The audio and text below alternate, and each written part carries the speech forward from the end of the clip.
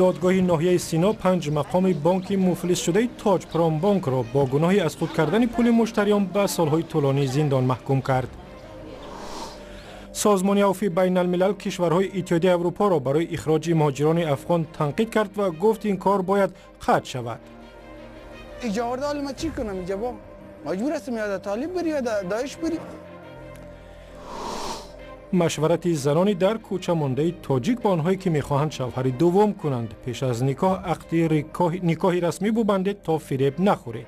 وقتی که کارش بود چید مرا نکاح کرد از زمین پامینم مرا ادکاس کرد. تفصیل خبرها. امامعلی رحمان رئیس جمهوری تاجیکستان در پیام تبریکیش به مناسبت روز زبان که امروز تجلیل می شود از زبانشناسان خواسته است استفاده از واژه‌های اقتباسی را کمتر کنند. با قبل رئیس جمهور در صورت استفاده زیاد کلمه‌های خارجی فصاحت زبان تاجیکی کمتر می شود. روز زبان تاجیکی را هر سال روز 5 اکتبر در زادروز امامعلی رحمان تجلیل می کنند که امروز به سن 65 رسید. روز پیشتر از این نشریه رسمی جمهوریت نامه ستایشی را در وصف امامعلی رحمان چاپ کرده است که در آن آمده است روز 5 اکتبر روز تولد رئیس جمهور را روز ملت نامیده و آن را در سطح دولتی تجلیل کنند. این گونه پیشنهادها عمدتاً در تاجیکستان قبول می شوند هرچند جامعه مدنی آن را حرکت دیگر به سمت خودکامگی و شخصیت پرستی در تاجیکستان می خوانند. دادگاه در شهر دوشنبه 5 کارمند بلندپایه بانک مفلس شده تاج پرام بانک را به سالهای طولانی زندان محکوم کرد. بانک ملی تاجیکستان ماه فوریه امسال تاج پرام بانک را مفلس اعلان کرد و هزاران مشتری آن تاکنون امانت‌های خود را بازپس گرفته نمی توانند. در حکم دادگاه ناحیه سینا که دادستانی کل روز 5 اکتبر نشر کرد آمده است این 5 نفر در مدت 3 سال تقریبا 200,000 دلاری مشتریان را از آن خود کردند. همه 5 نفر کارمندان شعبه تاج پرام بانک در ناحیه شهر نو بودند. مدیر شعبه را به 16 سال زندان و بقیه را از 12 تا به 8 سالی از آزادی محروم کردند. نوربیبی منصورова یک شهروند تاجیکستان که میگفت در خانه کاردهنده‌اش در عربستان سعودی پیوسته شکنجه میشد به دوشنبه برمیگردد. خود او روز 4 اکتبر به رادیو آزادی گفت که سفارت تاجیکستان در عربستان سعودی او را از منزل خانواده عرب گرفتند و قرار است روزهای نزدیک به وطن بفرستند. نوربیبی منصورova که مادر 15 فرزند است یک سال پیش برای خدمتگاری به عربستان سعودی رفته است و او با نشر ویدیو گفت که پیوسته در خانه کاردهنده‌اش لط و کوب میشد و بیرون را هم به سختی میدید. سر می‌زنیم به افغانستان. سازمان عفو بین الملل روز پنجشنبه با نشر یک گزارش گفت کشورهای اتحادیه اروپا با اخراج پناهجویان و مهاجران افغان جان آنها را در خطر می‌گذارند. نمایندگان سازمان گفتند بازپس فرستادن مردم به جای ناامن عمل غیر قانونی است و باید بس کرده شود. در این باره کیومرسیتا گزارش می‌دهد. این جوانان افغان به جای برگشتند که از ترس ناامنی از آنجا گریخته بودند به وطنشان به افغانستان. مقامات آلمان این گروه را آخر ماه دکبر به کابل بازپس فرستادند. یکی از آنها بعد 7 سال زندگی در آلمان اخراج شد.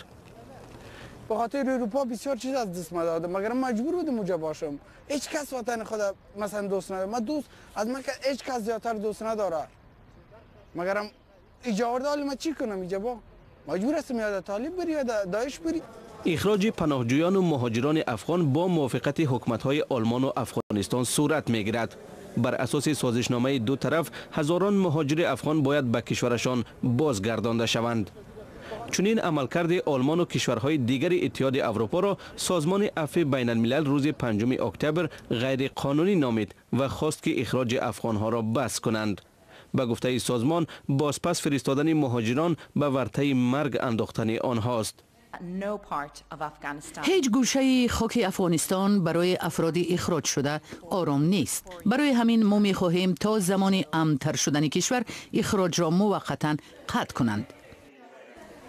انا شی یکی از مؤلفان گزارش بازپس فرستادن به جای خطرناکی برای تهیه گزارش به کابل رفته است گفت افراد را دیده است که بعد بازگشت در حمله ها مجروح شدند. من در کابل آدمانی ترسیده رو دیدم که در هیچ جای دیگر ندیدم. آنها از حمله های تروریستی می ترسند یا در این حمله ها مجروح شدند.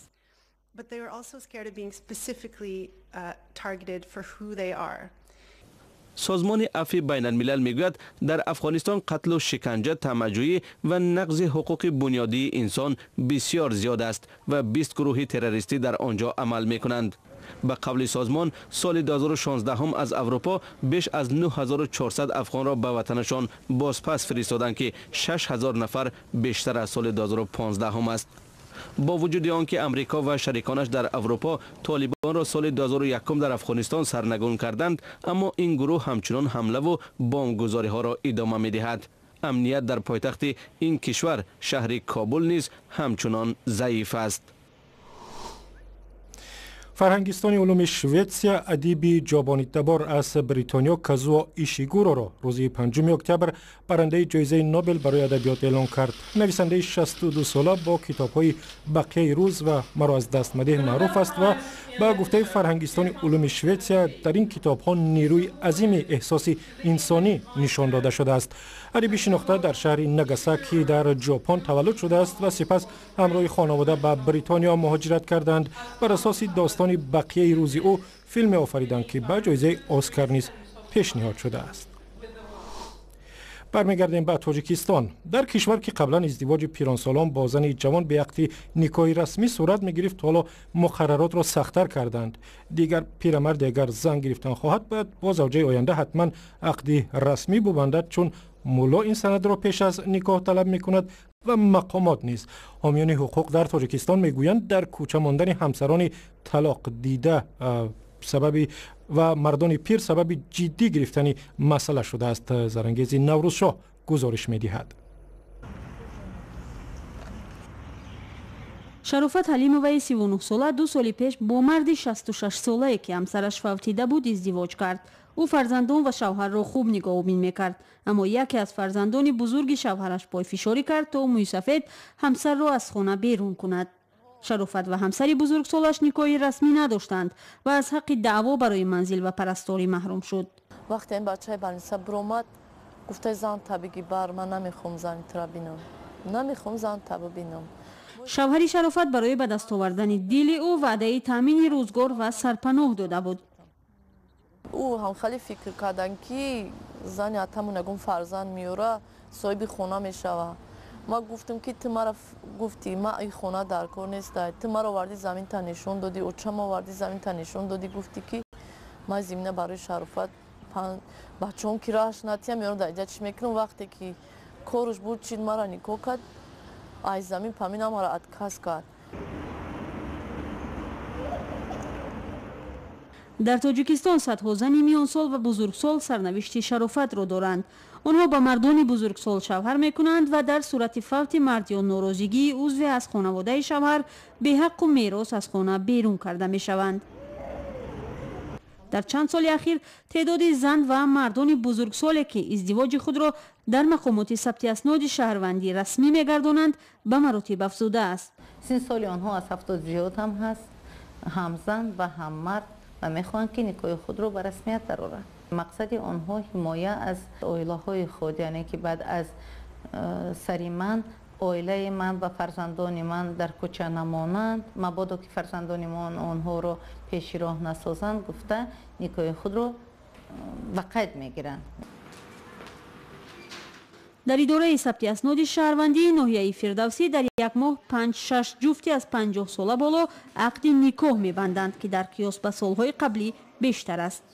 در مناطق دور از پایتخت هنوز هم بزرگسالان نکاح دینی میکنند و خلاص. زنها از تقاضای نکاح رسمی حتی شرم میکنند.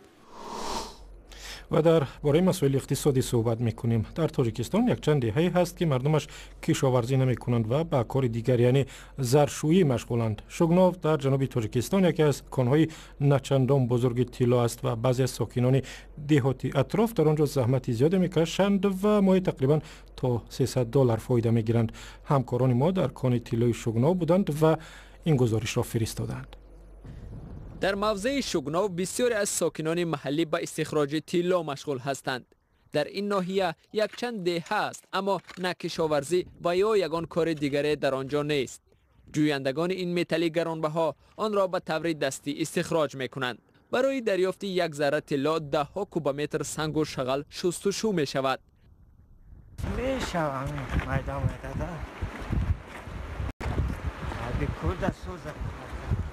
در هر مکان این موضع طلا وجود دارد، اما برای طلاشویان مهم است مکان را پیدا کنند که در آنجا ذره های طلا بیشتر است. اسکندر و رستم بعد ختم درس هایشان در مکتب به طلاشویی می آیند. پدر آنها عضو این ارتل زرشویی است. هر مقدار طلایی که به دست می آورند به او می دهند و پدر طلا را به نقطه قبول آن می فروشد. یک لو کل میره میو یک دیامو یا 3000 کل میو. اگر سوز کو نکنی کار نمیو. ای امیجا همه کاسد امیجا زبوی کو میمی. کار امی خد یخصوص زبوی همه. بسیار تایی. فایده شو امی زبوی کن. این کام یاد بکنم و کار میکن. یاد گرفتم میام کار میکنم زندگی پیش میبره.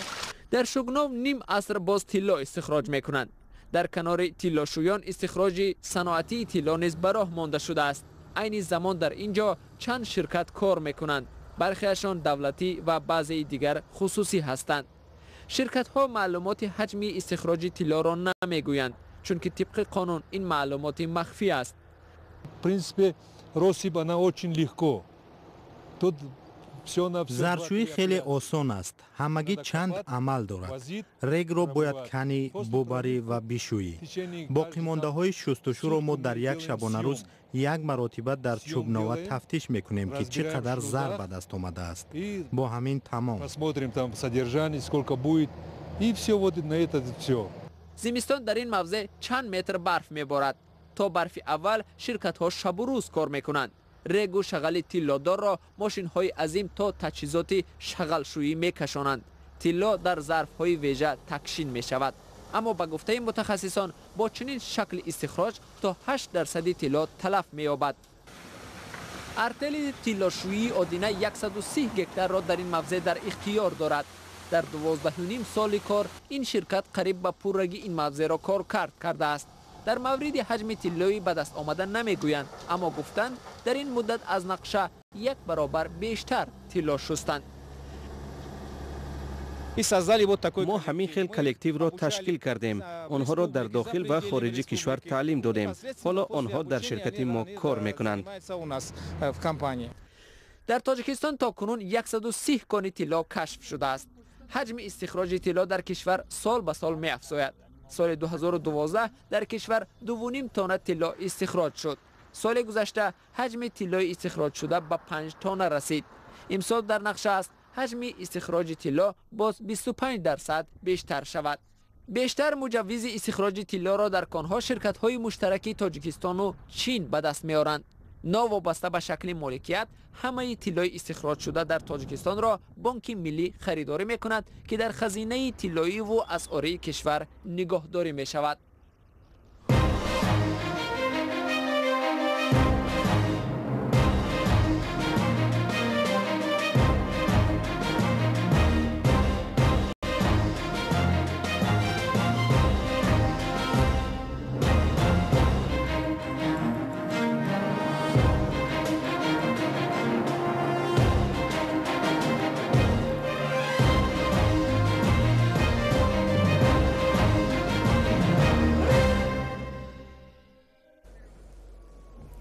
و یک خبری ورزشی مسابقه برای جام پرزیدنتی تاجیکستان اوید به زیودو و جودو امروز 5 اکتبر در زادروز امام علی رحمان رئیس جمهوری تاجیکستان در ورزشگاه شهری وحدت شروع شد. تاجیکستان را در مسابقه 20 ورزشکار نمایندگی میکنند که در بین آنها پهلوانان معروف به مثل کامرانشاه اوستاپریان، سید جلال سیدوف، جهانگیر مجیدوف و دیگران نیز هستند. بیننده ارجمند، اخبار از این هم بیشتر را میتوانید در وبسایت رادیو آزادی در نشانی azadi.org بخوانید. در صفحه رادیو آزادی در فیسبوک هم و هم زمینه مخصوصی رادیو آزادی برای تلفن های همراه.